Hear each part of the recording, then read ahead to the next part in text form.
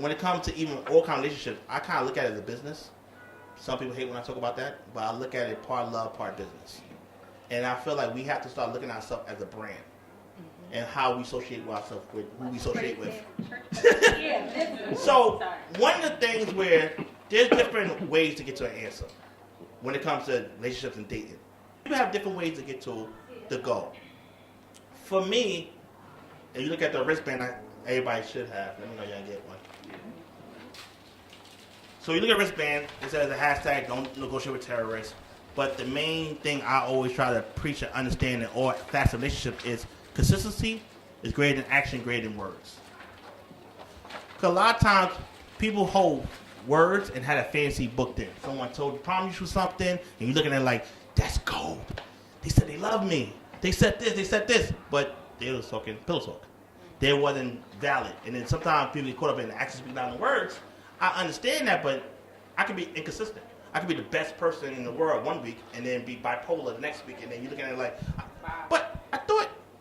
But then you so caught up in the good times, you stay on because you're like, I 5 of the weeks he good and the other, you know that. So I looked at it like consistency. You got to watch somebody's patterns. Once you watch someone's pattern, it's very rare you get surprised or get shocked.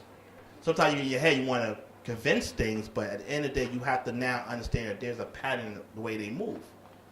So when it came to giving relationship advice and help people with relationships and business, I always focus on consistency. When it comes to business partner, when it comes to someone you're dating or entertaining, what are they consistently doing and showing you opposed to what you want to believe? Because sometimes we have a fantasy.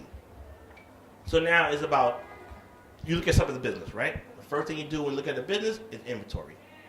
You check in with yourself, see how you feeling, what you like, what you don't like, and communicate it. And then you have to see who's around you in your life that helping or hurting you. And sometimes people get caught up because we have history with someone or we've been with them so long that they belong here.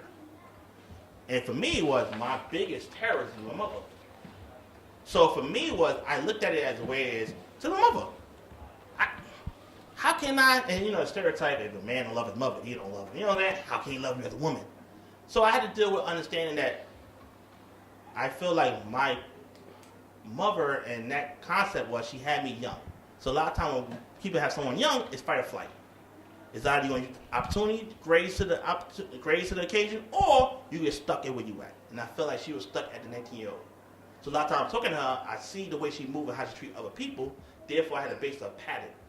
And I realized, like, yeah, if it was my mother, I don't think we'd be friends. I don't think I would even want to be around you. So it looked crazy because, you know, we've been taught and understand that people, our family is family, blood thicker than water. But it also understand toxic people are toxic people. And people find ways to try to manipulate you and use that kind of, I'll be a bigger person. All right, let me do this for this person. Oh, that's just Aunt Sue, she just crazy. That's just how crazy it is. No. If someone have a piss poor behavior, they have a piss poor behavior. And therefore you have to now, can't focus on them, you have to focus on how you want to navigate that. How are you going to change how they move.